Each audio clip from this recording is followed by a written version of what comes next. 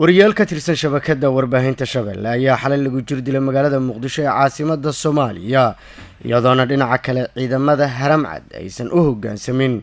amarkii taliyaha ciidanka booliska Soomaaliyeed ee ku aadanaa in wariyaasha uusan saameyn doonin bandowga habeenkii ah. waa kan Nuuridiin Shardi oo warkan soo jeediya. ciidamo ka tirsan kuwa ammaanka dawladda Soomaaliya gaar ahaan kuwa loo yaqaano Haramcad ayaa jirdil aan loo meeldiyin xalay u geysay wariyaal ka tirsan shabakada warbaahinta Shabeelle. falkan fooshuxun ayaa ka dhacay isgoyska Xaaji Baasto ee degmada Hodan ee gobolka Banaadir xilli suxufiyiintan ka tirsan Shabeelle ay ku soo wajahanayeen xarunta Shabeelle kadib markii howlo shaqo ay ka soo laabteen. suxufiyiinta ayaa kala ahaa Cabdinaasir Cabdiraxmaan Maxamuud, Cabdikariin Ciise Cadaawe iyo sidoo kale Faadumo Cabduqaadir Xasan. Cabdinaasir Cabdiraxmaan oo ay ka muuqdeen jirdil dhaawacyo oo ciidanka Haramcad ay u geysteen isla markaana qori liifkiisa ay la dhaceen ayaa sharaxaya qaabka ciidanka ay u jirdileen. horta lama weydiin waxba idhi karaa su-aasha koob wuxuu nagu bilaabay inuu naqalgeliyo annaga oo qoriga ammaanka noo furtaba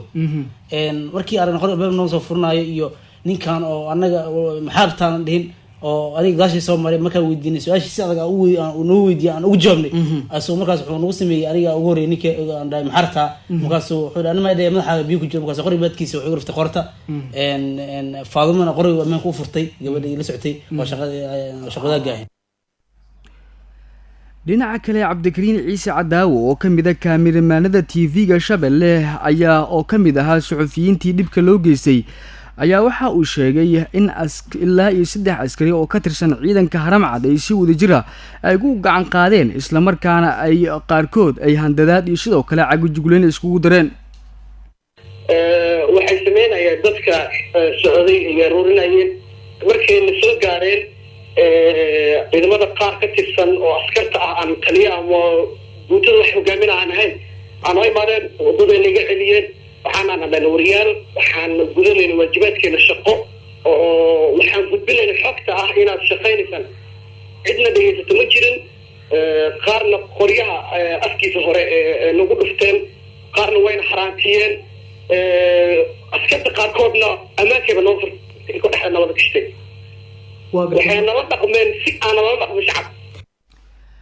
Abshir Maxamed Aadan oo ah qabiir dhinaca saxaafadeed oo toddobaadmeedii ka shaqeynayay wasaaradda warfaafinta ee dowladda Soomaaliya ayaa sheegay in tani ay muujinayso in ciidanka Haramcad aan u hoggaansamin awaamirtii taliyaha ciidanka booliska Soomaaliyeed oo ah in wariyaasha uusan saameyn doonin bandowga lagu soo rogay Muqdisho isagoona sheegay in loo baahan yahay in ciidamada falkan geysay in cadaalad la hor keeno isla markaana aan loo dulqaadan karin tilaabada ciidankaasi ay ku kaceen. ما واحد شرفولي ما هو ملايين هيوزي واحد يهرب دولة بسونيين تيرو دارهان تليها بليفكي إذا ماذا كو حد بيوريلاش أي دولة حكانا في سي مر وراديا كشيء مر لما كشيء مر صدحات تلميذ كشيء أيام كان الأولى تليو حسانات بيلي ورياش على قلعه إذا كل حد بيصير أجمل في قوانين تيجي بيصير بيجي السجن كرمنا إنه كانوا محلي هذا بنانك كانوا وسيدا فرن بس كلاسو يلا الله عذابه هي أوامر في دولة أي كذيين هي دولة عيد كذي أي هنا أي يوم سجارة هيبة دولة هويه اللي هذين هيبة دولة هويه. taliyaha ciidanka booliska Soomaaliya Jenaraal Cabdi Maxamed Xasan Xijaar ayaa hore u sheegay in bandowga dowladda Soomaaliya ay ku soo rogtay magaalada caasimadda ee Muqdisho uusan saameyn doonin wariyaasha Soomaaliyeed. sidoo kale bandowgani ma saameyn doono saxaafadda oo hawlo muhiim ah oo wargelin iyo wacyigelin isugu jira u haya bulshada Soomaaliyeed. waxaana la farayaa booliisku inay saxafiyiinta u fududeeyaan hawlahooda. waxay kaloo ku caawini doonaan. tani ayaa muujinaysa in ciidanka Haramcad aan qaadinaynin awaamirta ka soo baxday taliyaha ciidanka booliska Soomaaliyeed waana xadgudub qayb ay ka tahay gaboodfallada ciidankan ay kula dhaqaaqeen suxufiyiintan ka tirsan shabakada warbaahinta Shabeelle xilli ay gudanayeen howlahooda shaqo. fursidaha keen wixii soo kordhiyo siduu yahay wadcigu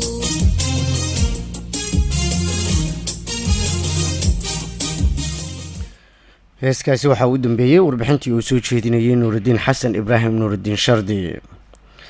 siyaasi ka mid ah siyaasiyiinta soomaaliyeed ayaa walaac ka muujiyey maqnaanshiyaha maqaamka magaalada muqdisho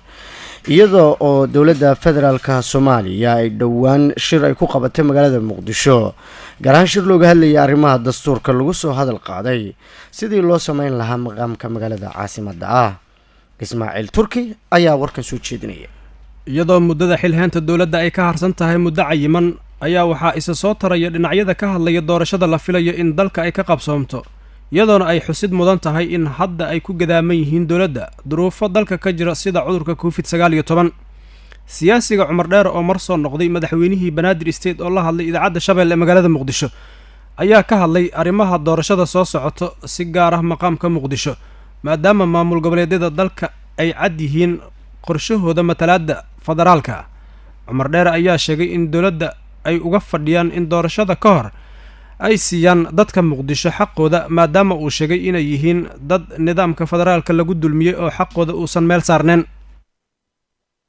waa laga horeeyaa waxa ay maqaamka muqdishona mar walba waa iska sheegaan runna ka maahane waa dadkaan iga sii jeeda indhahooda iyo fikirkooda iga sii jeeda dadkaan habuuqadooda waxay lamid yihiin gobolada kale guddiga dowladda ay gelinaysay oo safarada ay ku tegtegayeen ayay goboladan lamid yihiin weliba miday usii dheer yihiin oo dadkan waa dadkii lagu soo degay oo dowladda aas-aasi buu ahay oo gogasha soomaali ahay oo xoolahooda lagu noolyaho meeshaan lagu joogo oo dowladnimadana agaha dhulka uu soo dhigay dowladii hore markay burburto cadaalad-darrada ay la burburtay waxaan rabnaa dowladdan waxaan ka rabnaa waxa ay sheegayaan afkooda iyo qowlkooda inay israacsiiyaan in badanay sheegaan welina ma aanan helin cid ka waramaysa amba u talinaysa doorashooyin aa la rabaa halleeya doorashooyin hadda mataqaana waxaa masiibo rabbaaniyahaaba iska timid laakiin wax walba xaquuqdooda gobol walba iyo dad walba xaquuqdooda way u taagan yihiin cid yeelaysa oo aqbalaysana ma jirta xaquuqdaada waa la duudsaday raallina ku naqaysa ku oggolaanaysa madaxda dowladda. siyaasiga cabdulaahi dheer ayaa dhanka ka hadlay bandowga dowladdu ay ku soo rogtay caasimadda xilliga habeenkii waxaana uu sheegay in shacabka ku nool muqdisho markii hore ay ku jireen bandow oo aysan jirin xaafad u gudbi kartay bandowga hadda lagu soo rogayna uu yahay nasiib darro weyn waxaana uu ugu baaqay mas-uuliyiinta dowladda in shacabka ay ka dayaan dhibaatadan hadda soo food saartay. war dadkan inay banda ku jireen oo xaafad u gudbi karta kuma jirin dhibaatay ay mataqaanaa qabeen yaanan loogu dirin dhibaato kale oo habeenkii xaafaday u danacsadaanay waxa isaga dataane yaanan xaafad u gudbi karta mala lihina banda waan maqlay war bandowga islow maalintii jiray halka habeenkii lagu diray waayabana hala guujiyo waxaas ma ahan ummad umixid maahan waxaa jira ilaahay baa badbaadi kara maana bandow wax badbaadi ma kariye dadka ha loo maciino isle qof ka jira meel la marsiiyo male isbitaaladii waxawaaye isbitaalla la xidhan maqlaya masaajidada ilaahay laga bari lahay hataa waxawaaye isxur maahan masaajidka waxawaa ka dhacaya leey bandowgan hala joojiyo dadka dowladda ha ku baraarujiso inay quraan akristaan ayakana madaxda dalka ha u duceeyaan. dowladda soomaaliya ayaa hadda waxa u harsan muddo cayiman duruufo caafimaad darro oo dalka saameeyeyna dadka qaar ayaa aaminsan inaysan dhici karin doorasho haddii aan wax isbedelin. faahfaahinno dheeraad ah ayaa ka soo baxaya tiro hoobiyaal ah oo xalay lagu weeraray xerada xalane ee magaalada muqdisho halkaas oo ay deegaansadaan ajaanibta ku sugan soomaaliya. jaamac kadiye ayaa warkan faahfaahinaya.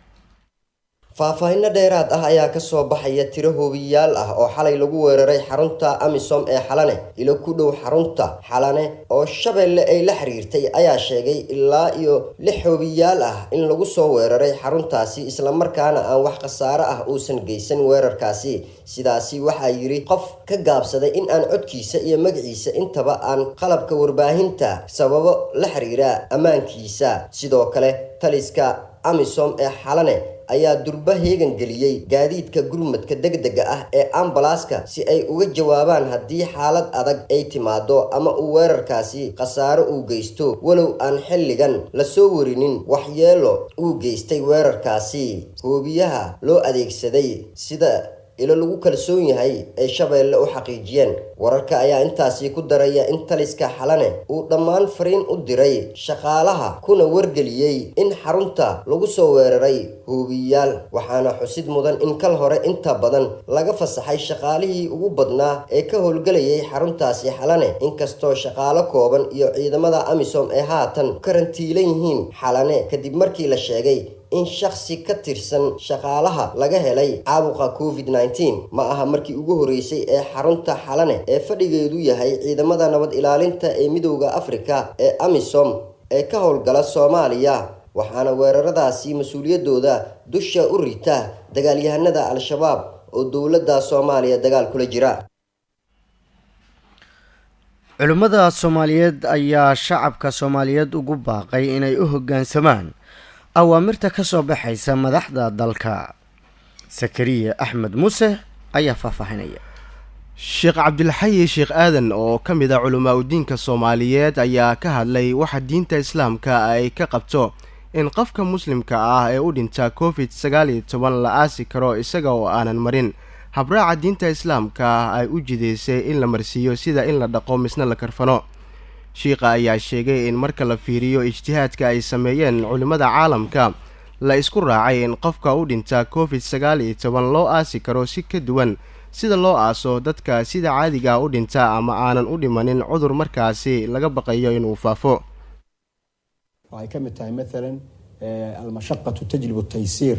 يعني dhib haduu yimaado fudayd ayaa imaado oo yani arintii ayada waa la fudeeyaa iyo ida daaqa al-amru ittasac arinku haduu xiriir noqdo oo si la yeelo la waayo waasac ayuu noqdaa saas daraadeeda waxay fatwoodeen culimadaasi in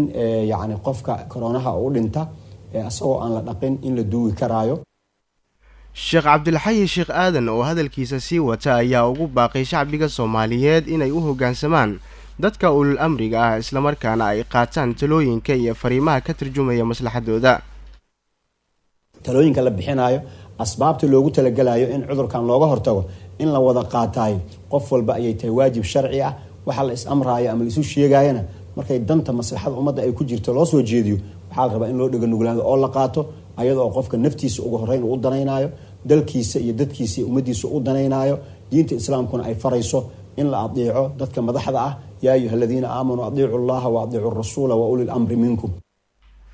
Cabdilxayi Sheekh Aadan ayaa ugu dambeyn ugu baaqay culimada Soomaaliyeed in ay qaataan doorkooda kaga aadan badbaadinta ummadda isla markaana aysan ka aamusin oo ay wacyigelin u sameeyaan dadka isagoo sheegay in culimadu ay door lixaad leh ay ku leeyihiin maslaxadda dadka iyo dalka roobab kala xiray wadooyinka magaalada Muqdisho ayaa xalay waxa ay ka da'een magaalada Muqdisho wariyaheenna onkadaadan ayaa warbixintan soo jeedinaya roobab si weyn loogu diirsada ayaa xalay xilli dambe waxa ay ka da'een qaybo badan oo kamid ah caasimadda dalka ee Muqdisho waxaana shacabka reer Muqdisho oo muddooyinkii dambe kuleel daran dareemayay aad ugu qabowsadeen raxmadda eebbe iyo roobkii ka curtay geeyiga Soomaaliya gaar ahaan Muqdisho sidoo kale daadka ka dhashay roobkii xalay ayaa durba saameyn xoogan ku yeeshay dadka ku dhaqan guryaha u nugul roobka iyadoo dhanka kala qaybo badan oo magaaladan ay biyo dhigeen daadkaasi mid ka mid ah dadka ku dhaqan degmada Wadajir oo ka mid ah goobaha sida weyn u saameeyeen daadadka ka dhashay roobkii xalay ayaa Shabeelle u waramay walaal biyaha buuxsan iska daaya biyaha ninka arki kara laakiin waaba buuxsan waa dhaafeen oo albaabadii ay noo joogaan oo guryaha iridbiyi ay noo soo galayaan ilmihii meesi aan u baxsana male si aan u magaysay marka qax ayaan macnaha sugaynaa marka dowladda naga soo gaarto walaal dhibaatooyin badan baa jiraan meeshaas biyaha sida ugu dhaqsaha badan leh عمر فينيش وحن كعد سنينا قدوميها قبل كبنادم وحن كعد سنينا إن معناها أو نجاب بيها حل نغيره وجوارنا لا صادره نلقى مجلسه ماشي وكل ما تيسنا وإحنا في ريا ملك هل وطأيان هاي سنة ما أنت ما لا تكون قد بكرام كده هاي صوته هي مدينة لا تكون قد بكرام مزاج كعلسه وضبقة أياد حاش أيو كجاري جرندردي دي واسي سعدان ولا مركا وحن كعد سنة يا سومالي وين madaxweynaha gudoomiyaha gobolka ra'iisul wasaaraha fiiriyaan gobolka banaadir waa naga jirtaa waa inuuna fiiriyaa Cumar Finish waa inuu fiirqe noo yeeshaa waa 100 guri oo isku weer ah isbartiibo waa gartay saaka oo lagu dheeli jiray saaka marka gaadiidkii ka shaqeynayay degmada ma shaqeynaya mise hakad ayaa ku yimid walaal hakad ayaa ku yimid saakay wax shaqeynaya ma jiro baabuurtii iyo maxay ahayd gawaaridii iyo mootooyinkii bajaajyadii iyo kulli ayagoo dabada ka furan oo meelaha iska fadhiyaan oo biyihii galeen ayay meelaha taagsanyihiin isku socodku waa yaraaday laamigii baan hadda taagannahay biyihii hab loo bixiyo male habaan ugu qaadna male gurigeyga ma ka soo bixi kari aniga laamiga ma soo dhaafi kari xataa sababtoo ilmihii waxay cuni lahayn inaan u raadsano dhibaatadana ee biyahana ay tanna yeesho gudoomiyaha gobolka banaadir gudoomiyaha degmada wadajir laanta jaranaal daawud ninka haysta ayaan khaasatan la hadlayaa inuu warbixin naga dhiibo oo annaga degmada diyaar baan unahay wixii laga rabo degmada waa nalagu imaadaa oo waa tagnaa marka annaga danahayna in macnaha naloo fuliya ayaan rabnaa oo biyahan sida degdeg gale nalooga qaado walaalayaal intaas ayaan macnaha soomaalida gaarsiinaya waana ku mahadsantihiin aad iyo aad aa umahadsantahay